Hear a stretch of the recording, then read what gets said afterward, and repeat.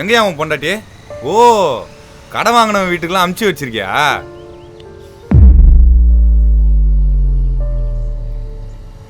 எனக்காக ₹1 கூட வேணான்னு எல்லாத்தையும் விட்டு வந்த பாத்தியா?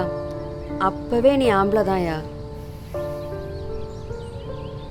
அனாதே அந்த நாய்ங்களுக்கு பாவம் புண்ணியம் பார்த்து என் காசை கொடுத்தேன் பத்தியா? என்ன சொல்லணும்?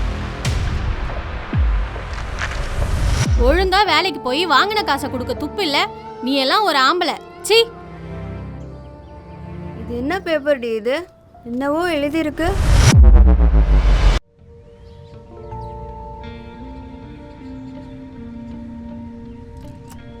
இந்த புள்ள மனசுல என்ன ஓடுதுன்னு தெரியல. காசு இருந்தா எதுக்கு வேணா ஆசைப்படலாம்.